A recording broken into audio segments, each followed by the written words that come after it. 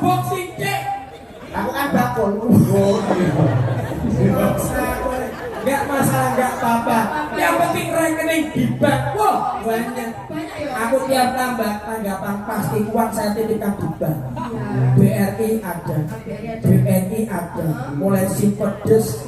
Wes pokoknya semua tabungan simpedes, simpedes. Kok sambel. Pokoknya semua BNI ada. Full. Jaluk apa kangen lho? Nyuwun apa tak turunin mau jalan-jalan? Mau jalan-jalan. Kemana? Jangan di lokal, interlokal. Internasional ya Mas. Yang penting jangan di Iran dan Israel. Apa? Ada bom-boman. Ada rumah. Ya sebutannya apa ya? Lewung. Ya. Diunggah ke Nilpitas. Ya kanti tetebangan lewung. Maka ya ini Mas Gatus Gandul. Taruh sih Mas. Ya.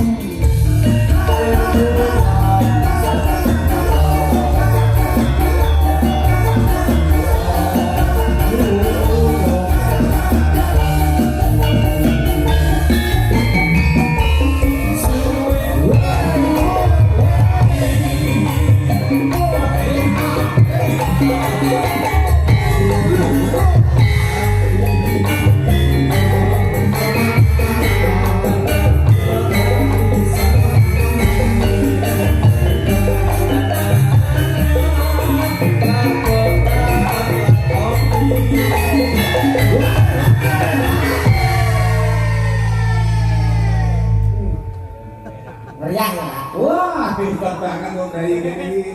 Warga kene iki seneng karo budaya kok, Mas. Ya, apa ini ya? Setengah jam ya. Nah, Aku.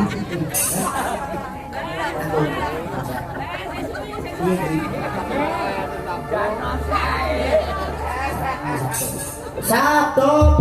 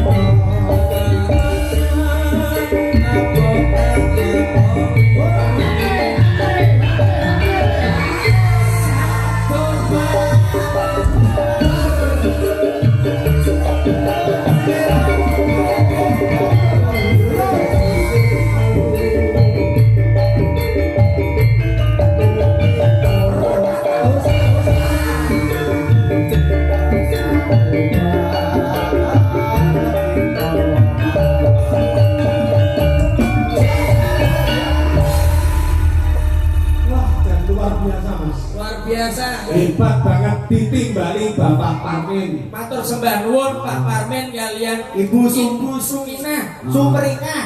Suminah. Sumringah nih Pak. Iki Suminah. Suminah iki acarane tasyakuran. Nggih. Ruwatan. Ruwatan. Kalau sampun paripurna. Niki cethok nek Bapak Parmin niku pengin sehat seger waras mlaring Kang Putra dipun ruwat. Heeh. Dua kabeh sengkala kedono kedini. Iya, wong Jawa ini apa nih sing dipilih pagelaran wayang kanthi jalan Ki Eko Kondo Prisdianto saking Tulungagung Kawimbuan dagelan kondang saka Blora. Matur sembah. Lamun ngoten wae. Bapakmu ki tak unggahke. Unggah nopi yang Eko kono wis dilokne. Piye? Dagelan cilik-cilik. Aku jangan ya wis. Groki ana munggah grodhok Pak aku. Iya. Napa mulai saged sowan wonten Ponorogo Bumi Reok Kota Santri. Waduh. Ini kali. Delok Google kok, Pak. Yo pengalaman. Pengalaman Pak. Soale mriki kondange Pondok Gontor nggih. Mak kula gumun perjalanan mulai mlebet Ponorogo ngantos mriki kula pados masjid mubeng-mubeng kok mboten enten to, Pak. Loh. Saiki Masjid Kurang Marit Langgar Bubar iki daerah kene lho Mas. Pak, iki tegese akeh ngono. Nah, tapi mboten sesuai dengan julukan kotanya, kota santri. Bener. Lah kula golek masjid mubeng-mubeng ora ono. Lah mau nganti-nganti lho. iki arep salat teko kene. Iya. Arep salat. Yo aku kan anak langgar putu masjid. Raya, raimu koyo padasan. Ora, sing kok mulai golek masjid daerah kene iki. Lho, sing muni ki enek sinten? Lah ngomongin Lah jare kowe golek masjid mubeng-mubeng kono kae yo masjid iki lho. Lah kuwi lho tengok-tengok. Loh, aku golek sing mubeng-mubeng ora. Lah nek mencite mubeng-mubeng terus bodrek e sepiro?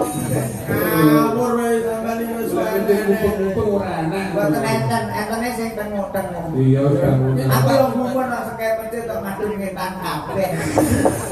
Upaya yo kiblate ning kono. Etang kulon-kulon kidul kiblate awak dhewe. Iki lho sambung rapete karo tasakuran. Kuwatan iki senajan sampeyan iki diarani apa jenis cilik-cilik utawa sing nom-noman.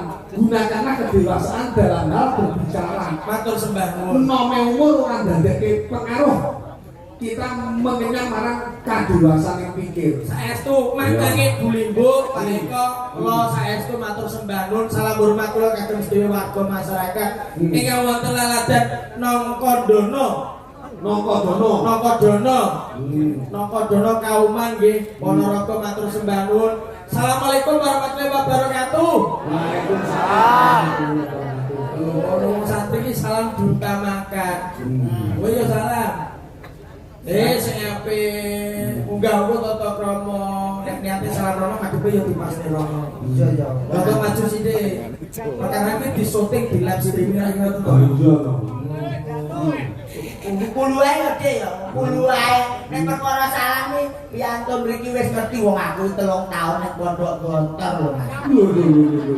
Ngaji. Bakul jajan. Jajan. Yo ngaji. Wong kula niku guru ngaji nek teng griya, Pak. Lho, sampeyan iso apa tentang ngaji? Tapi khusus ikrok siji. Lek siji piye? Beli batak niku to. Oh. Sak niku nggih penting lho, sak niki maca Al-Qur'an nek mboten paham ali batak nggih anu. Oh, Mboten betul. sakit. Apa le ngono kowe? Masalah Al-Qur'an. Huruf hijaiyah ngerti. Yo Ali bata enek piro?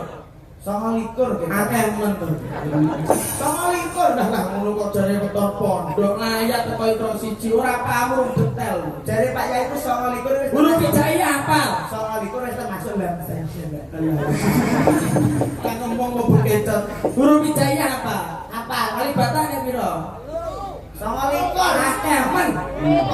Wis telu 29 Dek. Apa ae jajan? Ali batak sak jim. Sing takok sak karo jim sapa? Tapi tak apa? Alif batak lho telu. Jangan dosa. Ora nggo sak ini lho Pak. Dulu ora gara gelem rukun yo niki. Lho, Setan. Kok nang dosa aku mbok adahi apa? huruf P iki lho huruf P. Iya, huruf P. Ora takok alif batak.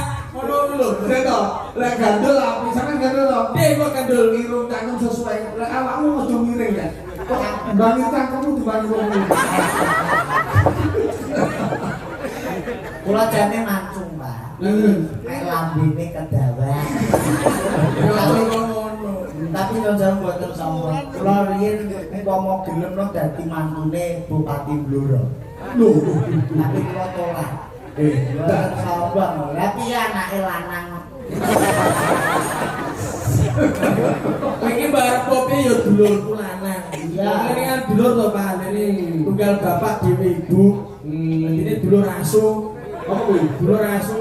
Kok sasu? Tunggal bapak dhewe ibu niku dulur asu. Istilahnya. Istilahnya. Kula dulure. Iki asune. Dadi awake kudu rukun kek omah mboten purun rukun to Pak. Budale mana? Lah, geger ning mobil udur-uduran. Sebabe. Perkara winginane untuk tanggapan derek sampeyan nyelengi tumbaske sapi. Untuk sapi babon siji. Diopeni wong loro. Bagiane wis dipilih kon milih ngarep kok guri sendikane ki milih ndi? Aku mulai ngarep. Milih ngarep. Lah delalah sapine menika meteng lairan Pak. Kula kan bagian guri. Metu pegete. Pedet bagianku. Lah kok iso dioyok geger jaluk bagian korona. Ora iso to Pak. Betulnya mereka mau guri. Guri bagiane sapa? Bagianmu. Lah yo kowe milih ndi? Aku mulai ngarep. Yo kan ana wong nek pedet metu cangkem. Geger sak mobil perkara Lah kula sing ngerete lho, Pak. Aku sing makani bendino nggak tak makani nganti ngiler-ngiler. Lah yo kudu trimo kowe bagane ngarep sing guri aku masuk lepet kanggo hasile pedet. Kula sak masuk-masuk angine sapi ora ngira mutah-mutah metu pedete. Mulane iki aja geger-gegere Pak. Niki rencana Pak gegere kula sapi didol. Tukokne sawah. Sapi iki hukum petuk karo bos semongko. Makane Pak Parmin bos semongko hebat ning gone daerah Nokodono. masa Iya kita Pak Dek sawah kok digarap wong loro. Piye, ora masuk ora? Pertanyaan kene lho, kanthi 3 kali nggih Pak. Luar biasa. Mboten enten ngomong nggih mriki nggih. Parine saya sedaya nggih. Amin. Lah tapi nek nganti bocoke sawah aku sing rugi lho. Aku wis meneliti sapi lho. Piye? Lah sampean ngerti kenapa sapi itu kok ngiler terus? Ya mergo kakek Angger kayu kok mesti metu iler ya. ya mergo kakek dipakani. Salah. Tenengan Pak ya. Ya mergo kedudukan karo panganan mah dadi tak antus ngiler. Mboten. Lah ya kok Sebabnya apa sapi kok ngiler wae? Sebabnya ora iso ngidu. ya itu tidak lain. Iso tenengan. Ayo pegel lah wong sapi kok. Ora ngiler kok ora iso gitu. Kowe iki lho ngono ya kok ngene logika. Kowe paham sapi? Paham? Nek sapi madheng ulang butute ning ndi? Nek ngetan. Lah nek sapi madheng idul. Yo nek ngelor. Nah, ra iso. Yo nek ngelor kudu. Nek nek ulan buntute nek ngetan. Lah nek sapi madheng idul Buntute nek ngelor. ora iso. Lah piye? Panggah ning etan. Lah kok iso? Ngomong ning otok. Sik ngomong-ngomong perkara sapi. Sapi iki sampe penemu sikile piro? Sekawan. Apa iki wong mendhu iki yo ning kene iki. Sapi iki papat, Pak. Nek kewan kaya manuk nika sikile loro ya, Dik. Nek Sapi iki sikile 8. kok sakit. Lho, saiki saka ngiringan. Piro kabeh? Loro. Nah, saka mburi. Loro. Nah, saka ngiringan sisi. Loro. Nah, saka ngarep loro. Loro ping 4 piro? 8. Lah iki opo? Kita Pak kowe pinter pelajaran mata-mata. Matematika. Ora trimo genten berjalan. Tak percaya. Apa? Kok akeh mesti ngerti sapi siji sikile piro? Papat. Nek sapi ning kandang kene lanang wedok loro sikile piro? Enek piro Pak kok? Lah ya 8 lho. Wong kita sapine loro lanang wedok lho kandang. Ya wono Mas loro.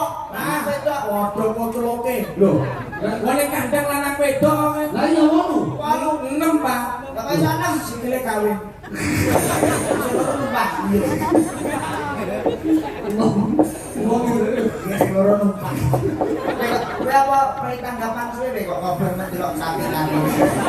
Kawat iki patut bersyukur alhamdulillah matur sembah nuwun kalian warga masyarakat ingkang wonten mriki saha khususipun Pak Parmin kalian Ibu ingkang sampun nimbali sak kanca. Gumun Pak, duit semongkoe saged damel acara kados ngeten iki. Ya duwe kok TKT gede, Mas. Iki pas-pasne sindene wonten pinten menika cacahe? 9. 9 menika umpama dijawane semongko. Iso semongko. Sama semongko. Mane bodine ya kaya semongko, semongko. Dan saya itu niki tenang. Apa-apa ki nek niat Mas. Aja meneh kok Pak Parmin. Iya. Tangga kuwi nandur semongko meng saadat niku saged dinggo umroh lho Pak. Semongko sadar iki Nggih, niku ditandur ten sawah. Dipanen niku kena nggih modal umroh. Wah, piye carane? Apa bibitnya gede-gede? Ya ora ya didol sak sawahe to. Mesti langsung saged budal. Kuwi jenenge ora adol semongko. Adol sawah yo nyuk. Kan iso umroh. Umroh yo meru kata-katamu kok iso bleset terus Iki lho, Pak pasang-pasang kurang karo latane saka pemain piye? Biasanya kula Kejawen yo. biasa Umpamane, paman apa? yo umpamane tasakuran iki piye wujudane sujud syukur. Yo. Mau nek sakit ki mboten usah ngoten niku sedekah yo aja. Lho, piye to? Awak dhewe wajib menyukuri. Sing dicukur sapa kaya ndul kabeh. Tapi mensyukuri. mensyukuri rahmat saking Allah. Eling bahwa bodo dunya iki Titipan lho. Wah, dadi awake dhewe kudu iso membagikan kepada orang yang lain. Poine teng mriki. Nek bondo donya niku titipan sing titip sinten? Gusti Allah Subhanahu wa taala Sing dititipi umate menungso. Lah nek bondo donya niki cetha titipan kok dindung-mendungke. Lah nek sak wayah-wayah sing titip takok jawab. Ayo. Umpama jenengan tengene parkiran titip sepeda motor dijaluk balik mboten? jadi jaluk balik to. Umpama titip bojo ning gone maratuwa dijaluk balik Jadi mboten? jaluk balik to. Umpama kok bojomu ki diteriterno tanggane maratuwamu seneng sama. Pripun to, Pak? Sik to, lah kayak dawuh para kiai Bunai kan bondo iki titipan. 100% dari Allah, 2,5% itu adalah milik hak orang lain. Fakir miskin. Ngono lho, Lah kene iku lak titipan. Lah kok sampean ndung-ndungke nek sak wayah-wayah sing titip takon terus piye? Biasa iki lho, Pak. Piye? Lah nek kudune piye dicari sekolah? Lho kudune dienggo dhewe. lho kuwi jenenge murka egois lho. Ngene iki sing pelit-pelit mesti ngene kok bener ya omongane terus. Hati-hati, omong sawonge hati-hati. Iki tahun 2025. 2025 iki angkane piro? Loro 0 loro 5. Nek dijumlah songo kuwi sangat ki wis wayah. Wong nandur ki bakal ngunduh. Kowe omong samong hati-hati kok nek ditagih karo Gusti Allah karma balike tak omongi. Lah terus nyapa? Wong nandur ki ngunduh, Dik. Hati-hati kowe nek ngomong. Ora kabeh lah nek dicolongi wong piye. Tapi kan wong utange mesti balekne. Lah nek wonge minggat. Jadi piye to? Ngene lho, kowe ngomong gawe kuwi mesti nganggo. Apa nek gawe iki dienggo? Mesti wong sapa gawe mesti nganggo. Lah penjahit kae nggih klambi kok didol. Ya ngomong iki pripun to Pak? Kok sekali terus to Pak? Kok nek dadak sak awake malah ngomong kamu. Wong iki piye kudune piye wong? Biasa mawon. Aduh. Biasa mawon. Ini lho Dik menungso ning alam donya. Kowe nek joton ning kene iki bocah-bocah ning dhuwur panggung. Sing nonton iki intelektual tinggi ta kok. Tapi aku gumun. Rata-rata menungso urip teng alam donya niku lak padha rebut-rebutan pengen mlebu swarga. Iya lho. Jane ora mlebu ora apa-apa. Sesek kowe ditolong. Kowe ora mlebu piye maksudnya piye? Hati-hati lho. Kowe siji ngomongin agama loro ngomongin negara hati-hati. Nah iki Nek wong rebutan mlebu munggah swarga terus ora sampe ndak apa maksudku piye? Lho, ning teras malah iso jagongan. Ora mlebu ora apa-apa. Ora kok kuwi. kowe ora tau ngaji piye? Lho, ya kulino aku guru ngaji kok siji. Mulane kowe ngerti yo swarga iki penak. Ning jero iki kan babot kari nggoni widodari sing jagongi. Apa panyuwun dituruti? Lho. Paham ora? Lah tapi aku doyan ngudun. Terus hubungane ning swarga apa sabdamu dadi, Dik? Lah tapi apa enek genine? Lah terus kowe piye? Swarga karo neraka kepilih ndi? Kandane aku milih ning teras ae kok iso jagongan. Lah nek kudu tutut selaya-laya, Tanggaran bunyo. nek dikar nyamuk kakak mau kono neraka lho. Sembrono Ora kaya ngono ya. ora ngono. Lah sembrono aja ngawur kowe. Nggih, sing baku niki Pak Parmen luar biasa. Nah, sedekah sing paling bermanfaat nggih bengi niki. Nah. Mergo nek wujude pagelaran iki dirupiahne, dindongne dhuwit niku paling mentok seminggu sesasi pun telas. Tapi nek diwujudke pagelaran ngeten iki iso gawe senenge atine wong akeh niku manfaate seumur hidup. Sapa wong sing gawe senenge wong akeh. Insyaallah nek ora bakal kawimbuan. Wujude ganjaran pahala toto diangkat derajat martabate. Masuk. Iki aku seneng dereke Pak Eko iki pasti ada kata-kata mulia sing iso tak go mulai tak go pelajaran hidup. Kaya awakmu lan membangun rumah tangga piye ben ampe bojomu ki tresno karo awakmu. Wis dibojo. Sampun. Bojomu lanang. Lanang. Enggak. Uang. Uang. Oh. Putramu anakmu sudah.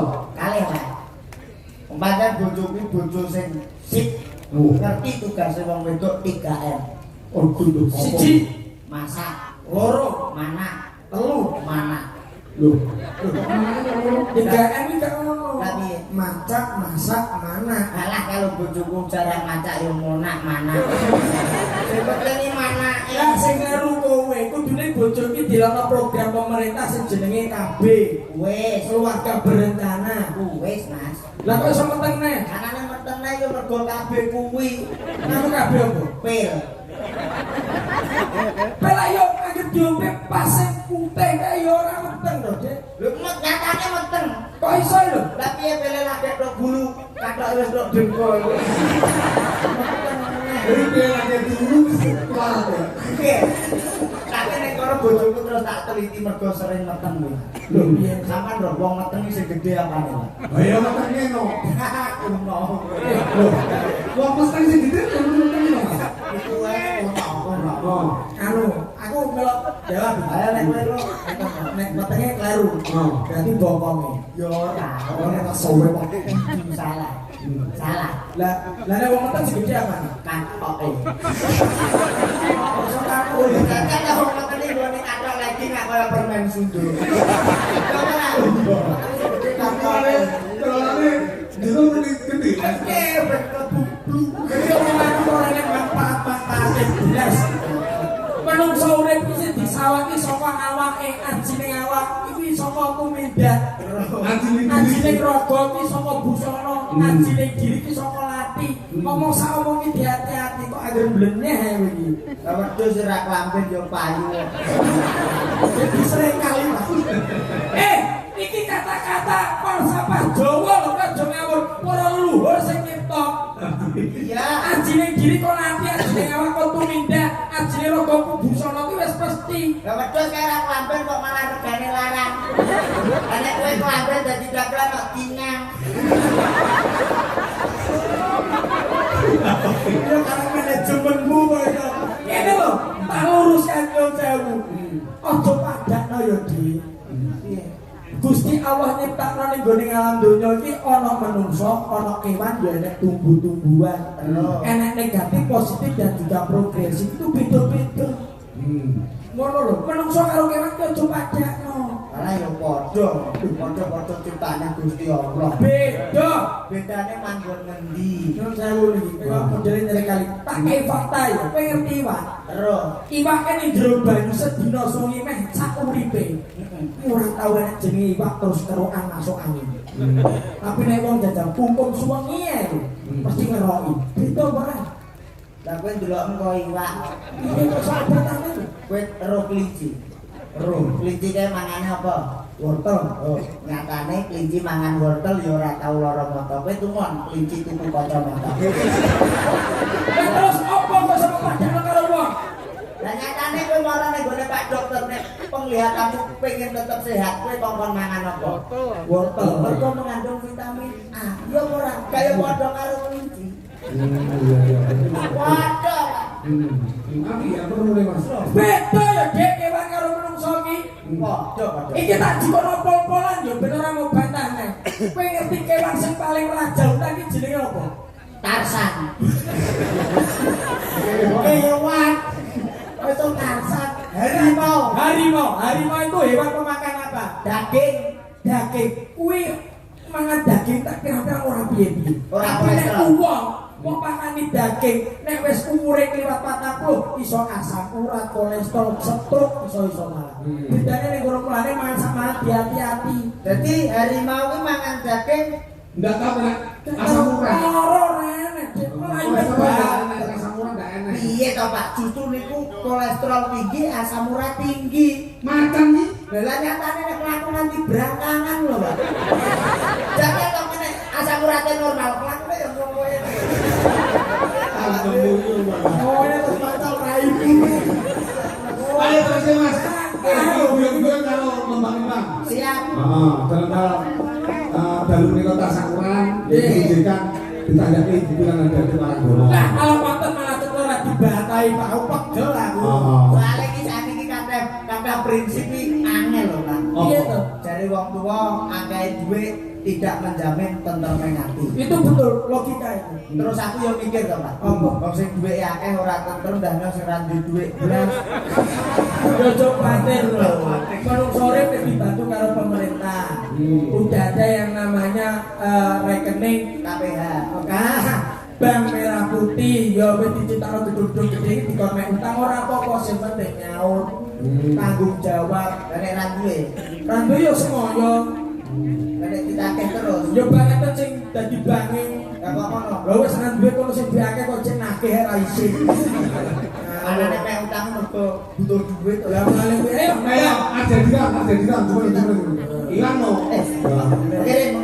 Apa? Sing iki tepe coplok saya ben ditenang. Wes. Jaran nih.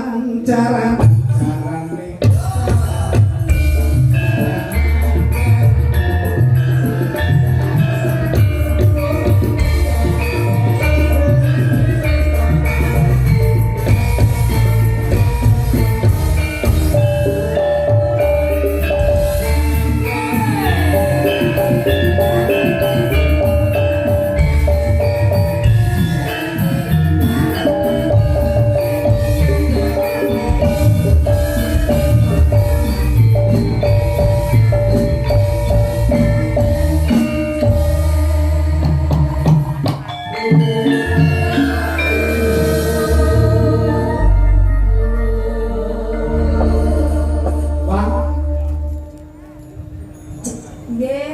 Kamu sampun bos. Sampun. Wis sampun kan. Sampun satu kali. Sendiri apa? Ya pakai to, Pak. Kakak, lah sampean motor tau nganggo leci ora? Aku terus bayangno. Piye? Ya Allah pengen gede sirahe cilik. Ayo api. Kalau ana Gandul sama Mas Gandul. Sampean ngelendi, Mbak. Belum. Sampean ngelendi. Aku di antara kalian berdua tuh. Nggih to. Misalnya sampean milih aku opo panyuwunmu bakal tak udani wae. Ini. Kanane. Udah, ya kuwi tak turuti. Sama piye? Lah aku mau apa piye? Sik to, kowe iki lho kok sombong mangan nang sik nurut para tuamu. Kalau milih aku ki mantu sing paling bekti nang ngandani. Aku koyo ngene iki yo golekno wong tuaku. Lah kok iso bekti piye? Wong tuaku biyen sugih nang jauh mboten kok sombong. Ya. Lemah lahan pekarangan mau sak hektar, Pak. Wih. Yo. Aku anggar karipan nyatung iki moro mesti nyapu dhewe, resik-resik dhewe. Gandeng aku mantu yang berbakti kepada wong tuwa. Mesake karo Mesake. orang tua. Alhamdulillah sing separuh wis tak bol. Iki bang kowe adol iki digandene siji-siji. Oh, betul. mantap. Ini cuma ini. Oh, tak kembar. Oh, iya. Kakak beranak. Kakak beradik.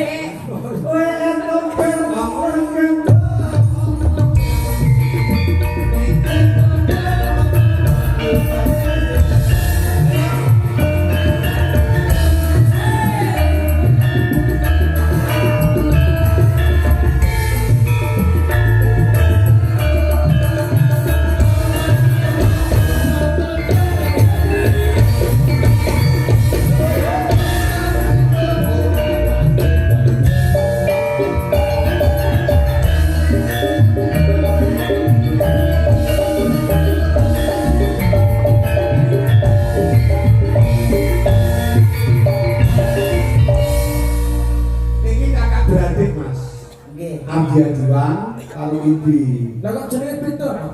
Yo yang jenenge kakak berarti yo Kakak beradik paling lagi yang mirip-mirip ke Parno yo karo Parni ning lanang wedok.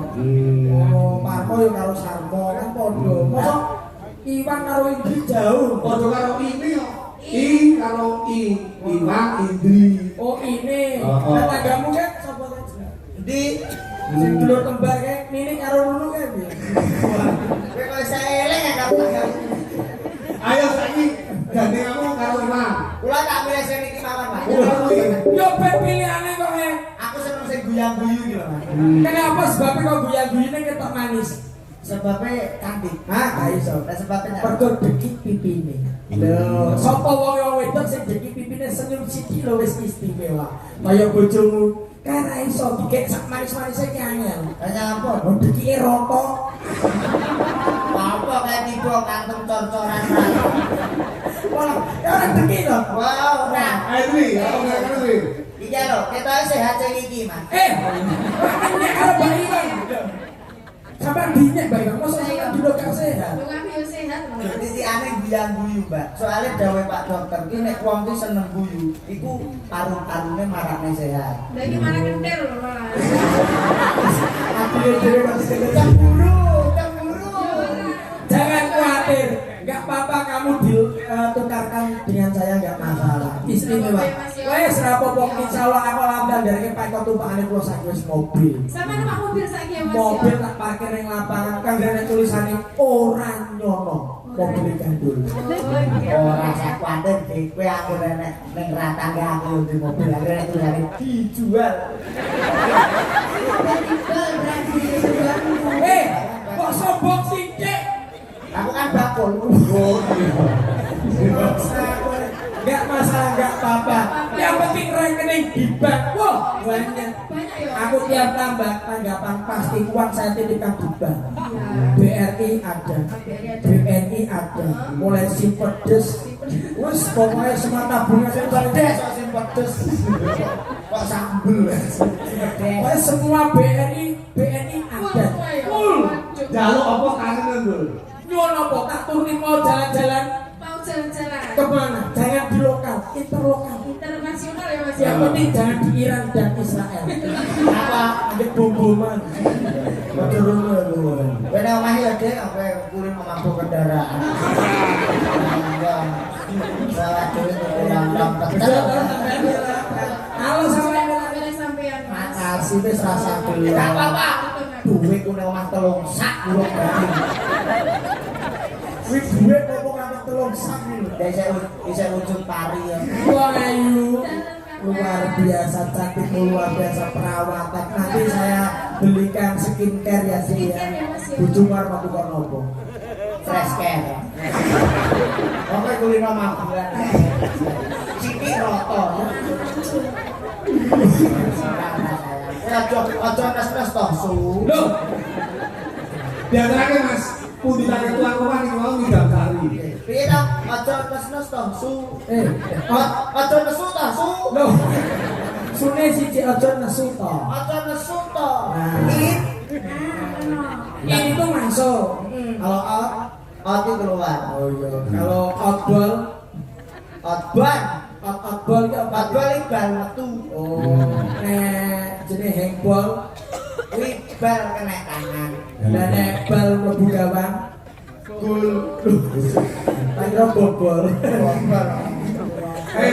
Ya, diurung tembaknya nganggo ngidam